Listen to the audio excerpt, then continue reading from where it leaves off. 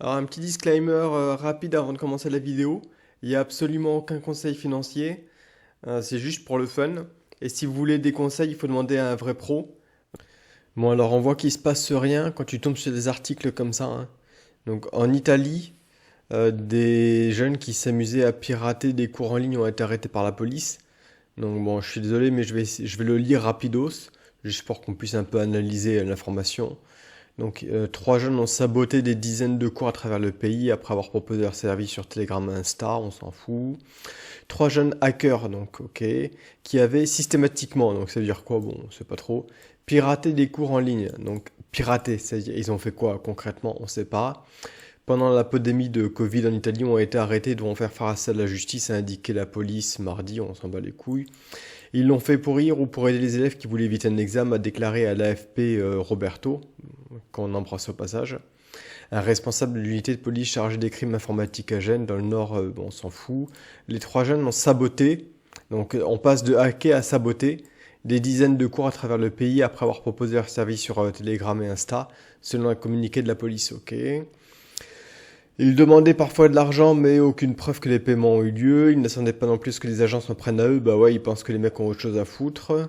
Nous voulions envoyer un signal que ce genre de comportement ne restait pas totalement puni. Ok. Reconnaissant que le tracker pourrait échapper à la justice, on s'en bat les couilles. Deux des trois jeunes arrêtés par l'enquête ont une vingtaine d'années, tandis que le troisième est mineur, on s'en bat les couilles. Et ils n'ont pas pris conscience de la gravité de leurs actes. Les jeunes ont reconnu les faits et ont été inculpés de... Quel fait? Mais quel fait? Nulle part dans l'article. On en est au milieu de l'article, là, quasiment aucune info, quoi.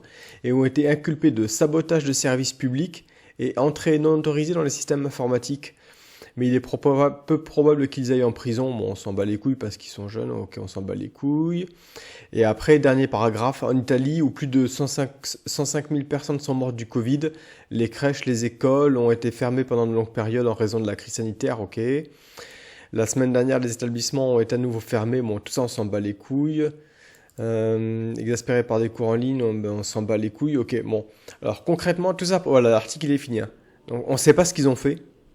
Hacker, pénétrer systématiquement, bon, on ne sait pas.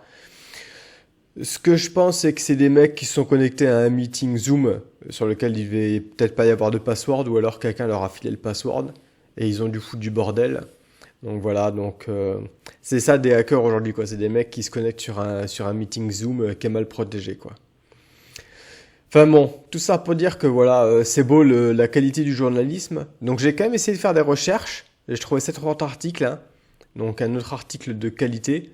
Donc c'est copier-coller, hein. Trois jeunes hackers systématiques, on retrouve systématiquement, ils l'ont fait pour rire, blablabla.